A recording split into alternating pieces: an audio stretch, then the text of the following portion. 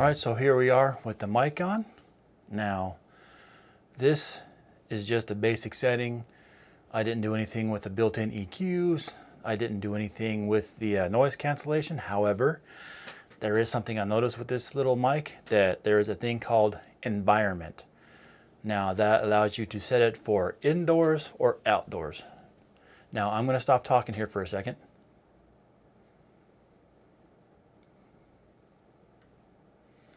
Okay, yes, the meter is picking up a little bit of noise floor, but nothing compared to my other mics that the noise floor without me talking was literally going halfway up the meter. Okay, now is that because this environment settings turned on for indoor, or is it because the other mic, literally every other mic that I have picks up this noise floor? I don't know. I'm guessing because this has an environment feature that I wasn't even aware of. And right now, like I said, I don't have any noise canceling on, okay? So now let's go into the app, which right now I'm going to get into that. The thing I don't like about the app is you have to have the device USB'd in to the receiver. So if I was recording on my phone, that would be fine, okay? I could get that little adapter that I showed you guys in the previous video, the previous section of this video, that just plugs into your phone, and I could mess with the receiver right here.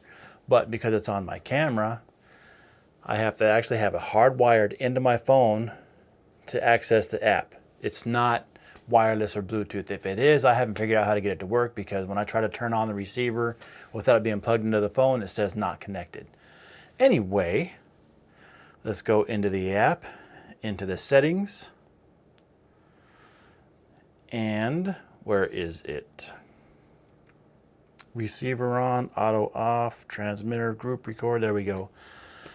Transmitter group noise cancellation. Hopefully the app works the same and I don't have to go mess with the receiver. We'll see in the video, and if it doesn't work, then I'll know I need to change it for the next video. Anyway, here is on. Well, here's off again.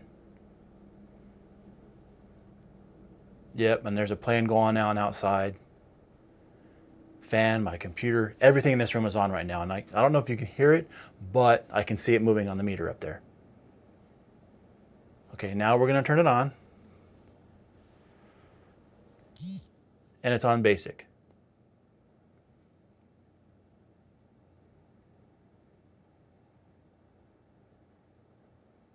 Okay, I don't know if you guys can hear anything or not, but the meter is not moving at all. Now we're on strong.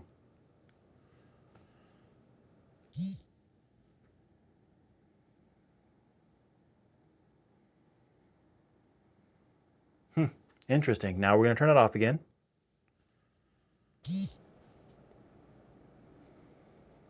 But it appears to be working, because when I have it completely off, I do see the meter just a little bit. But we're going to put it back on strong, because my room is stupid, like I told you in the previous section of this video. Come on, turn on. There we go. That is the noise cancellation feature for this. Now, unfortunately, I'm going to have to go out of camera here for a few seconds, because the app does not have the built-in EQ settings. Okay, I have to actually go into the receiver to do that.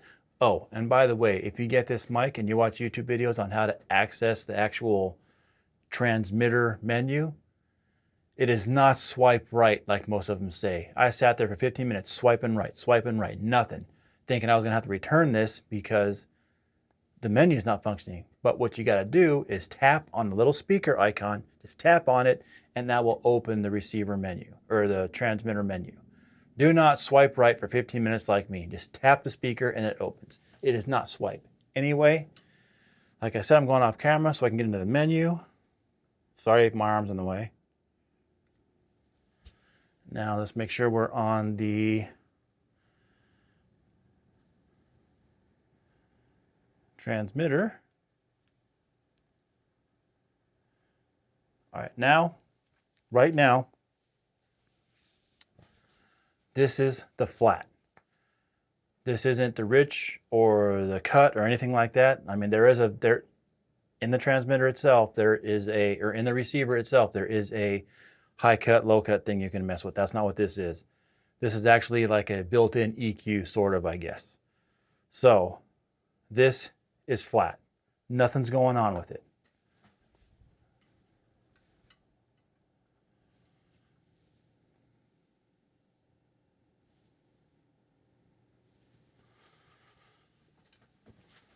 This is the rich setting.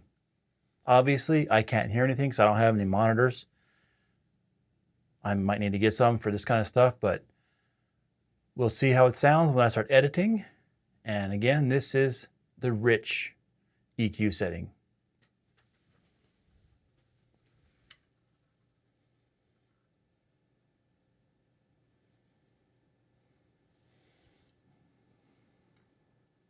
Tell you what, this touchscreen is not very responsive.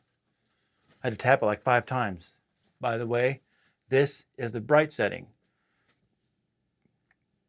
So it should be bringing up the high end of this. Probably, I would say, maybe 5K to 8K range, maybe some of the mids. That's what should be brought up right now, right? Because it's the bright setting. So in the video, when I start editing, hopefully I can hear the differences. And right now, I am going to go back to regular because, excuse me, if I don't like the way the rich or the bright sounds, then I'm going to go back to the tried and true post-production methods I use.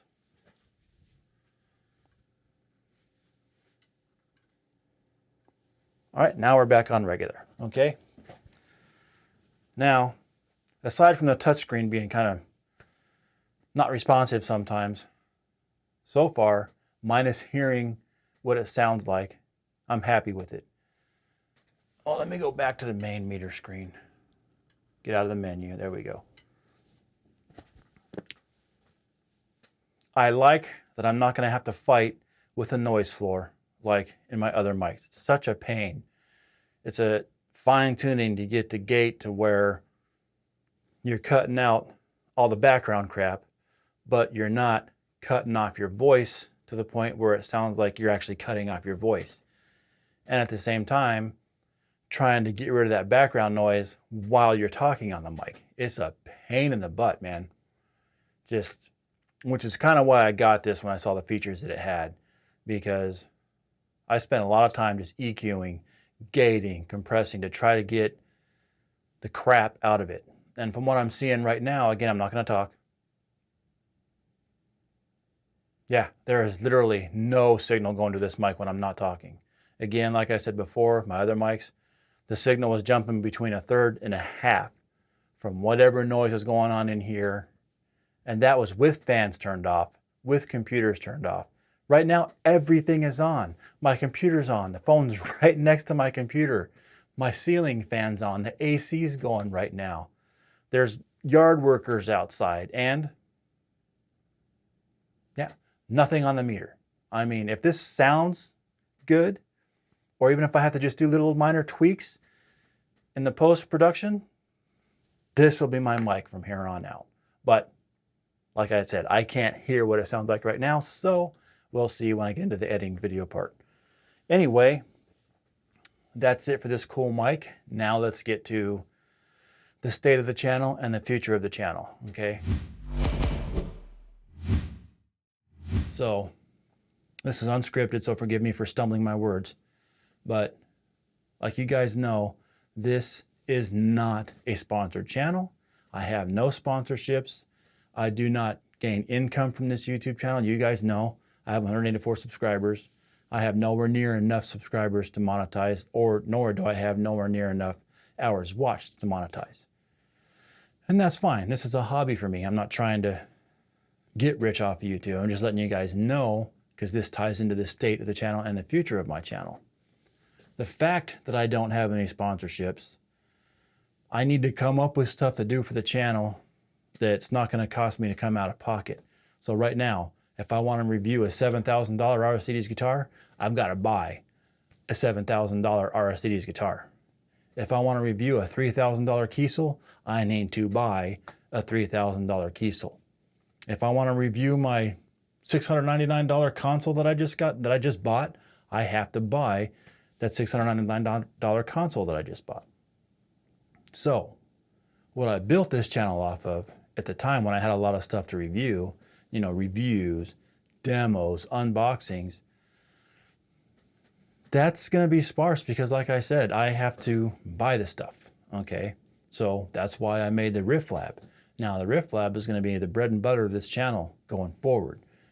I actually bought this console that I got, and I'm going to do a video of that. Sorry if that came through on the mic, grabbing the shirt.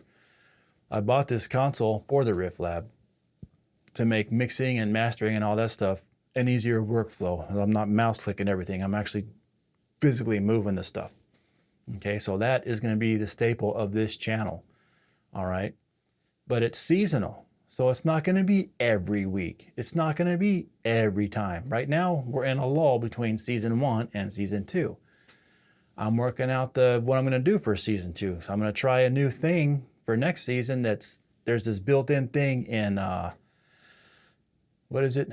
It's not Studio One anymore. Fender Pro Studio that I'm going to try for the next song. And the next song's also going to be, I shouldn't be telling you this yet because we're not in the season, but the next song I'm trying to make a backing track for the YouTube channel that people can play to. I've already got 2 on here, but I'm trying to make some of those too.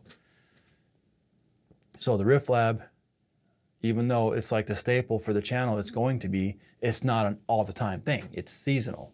So what am I going to fill in the gaps with? Well, 1, I'm going to try and get back to doing Swolas, the Sunday with Ola riff challenges, because to be honest, all I do on guitar right now is practice. I never play. I hardly ever play unless I'm doing stuff for the Riff Lab.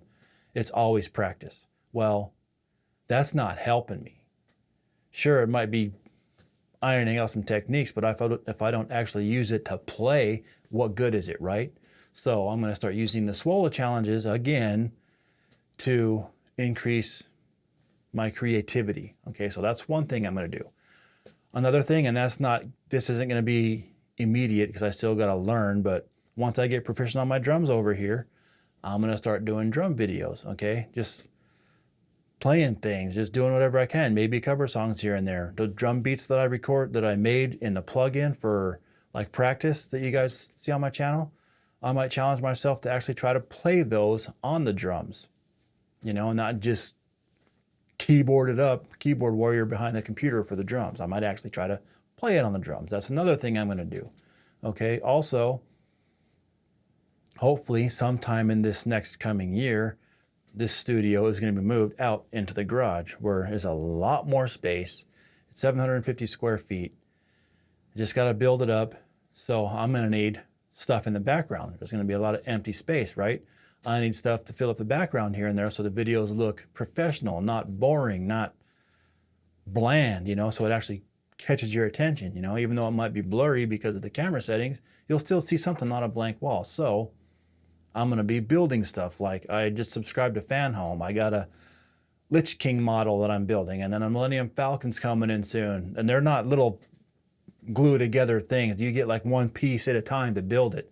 Like the Lich King is going to be a lot bigger than I thought.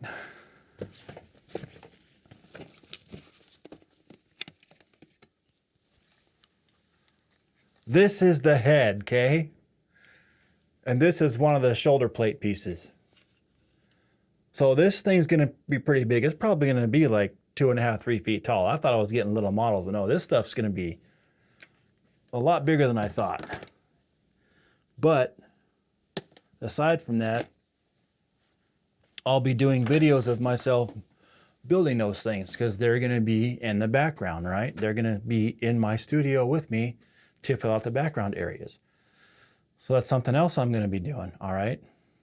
Now, all this is just because, like I said, I can't do guitar reviews every day, even every week. I can't do unboxings all the time. When I buy something, I can do it, but then I have to buy it, you know what I mean? So all this stuff is just filler content between seasons.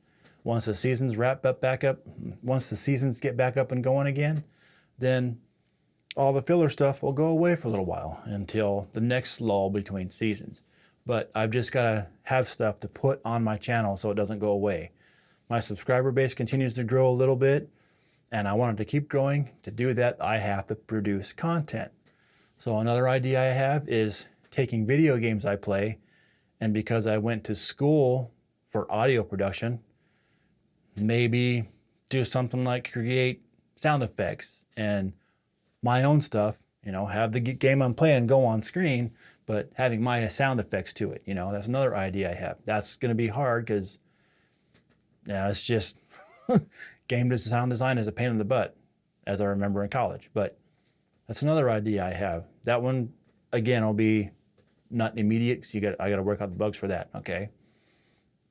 So like I said, swolas, drums, once I get decent at those, little shorts here and there of different stuff, maybe like captions of me doing mixes here and there. I want the channel to grow. I don't want to let it fade away, and I don't want to have months of empty space between seasons. So that's where the swallows are going to come in too, because I want to say Ola England only does it once every 2 weeks now with swallows, I think. But even still, that's a video I can put out every couple of weeks for that, you know, and then drums, and then just different random stuff that I'm going to do, building these little models. I just want to fill my channel up with stuff that keeps the viewers engaged in between seasons. And then who knows, maybe those other things will become bigger too. Now, the next thing I'm doing is a massive, massive project. Okay, and it will hopefully go beyond the scope of this YouTube. I'm calling it Project Phoenix. I live in Phoenix. Now, I'm building the foundation of it right now, and it's going to be pretty big. It's going to be on YouTube, but if everything goes well with it, it's also going to have its own web page. It's going to have its own modules and everything else built into the website for whatever this thing's going to be. All right. Now, I'll give you a hint. My logo is a guitar pick with a phoenix inside of it, with the headstock and half of a neck coming off the top of the phoenix. That's the logo. So, hint that it might be something guitar related. And it's going to be big. Right now it's got 150 different parts to it, and I'm only on part 6 right now. So it's massive, guys. And if it comes to fruition, it should go beyond the scope of YouTube. So even though I'll be putting videos of whatever that is on the YouTube channel, the main bread and butter of it is going to be its own source. Okay, the YouTube will be to promote it. Facebook will be promoted. Facebook will be to promote it, but you know, I got some plans for the channel. I got some plans for stuff outside the channel. I just haven't posted in a while because I didn't know what to post. I have to come up with ideas between the seasons, and I don't want you guys to think I'm just sloughing off on the channel. I'm not. I'm trying to come up with stuff that's going to keep viewers engaged and grow my base. That way, when I do grow my base and I can get sponsorships and all the other stuff that I really want to do on top of the Riff Lab, I'll be able to do. Okay? So, that's the state of the channel. That's the future of the channel. Again, thank you guys for your support. You rock. Thank you, new subs. Thank you to the people who comment on my videos. I love you all. And I will see you in the next video, which is going to cover all of the gear that I use in my studio. See you then.